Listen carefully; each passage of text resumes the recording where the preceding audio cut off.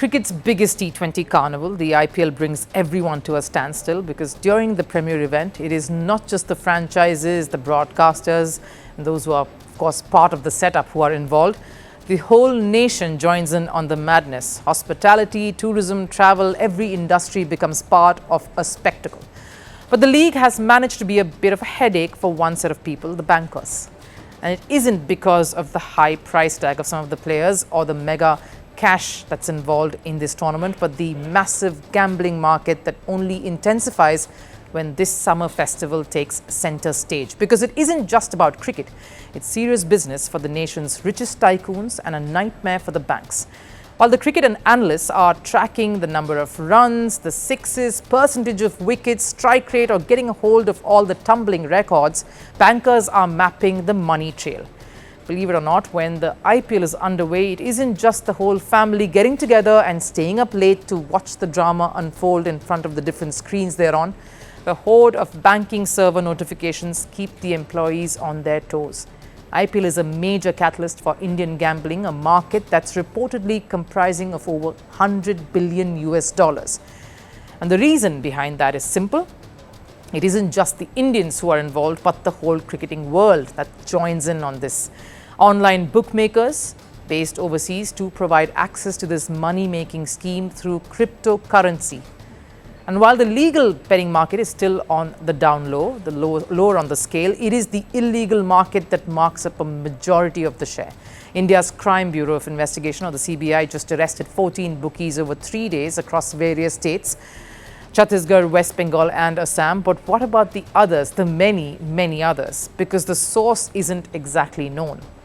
Legal or illegal, it's the banking sector that takes the hit. And given India's quick and smooth online transactions, especially with the popular Unified Payments Interface or the UPI transactions, placing a bet has become far easier.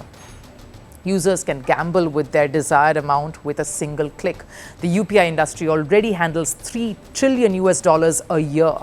And transactions range from as low as $1 to as high as $1 million, which is why everyone gets involved, from a hawker selling roadside sweet treats to a businessman with a multi-million-dollar net worth.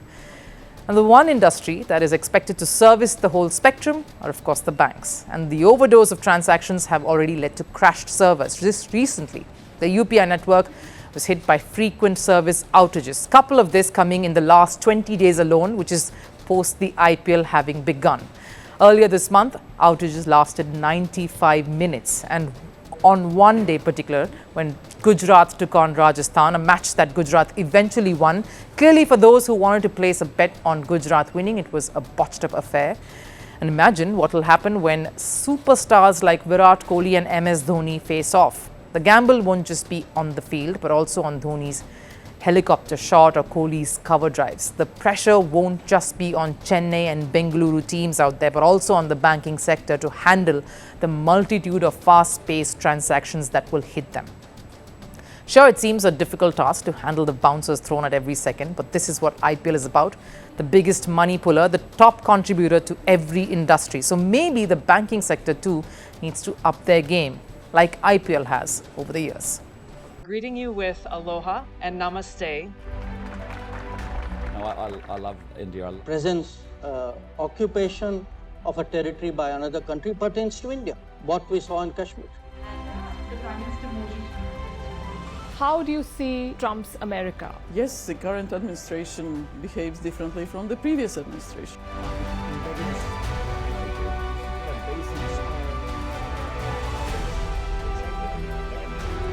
Are you saying that there are foreign powers who are trying to bring down the current government in Syria? Exactly. Bluntly, Iran, maybe Russia too. Prime Minister Modi committed to South-South, cooperation.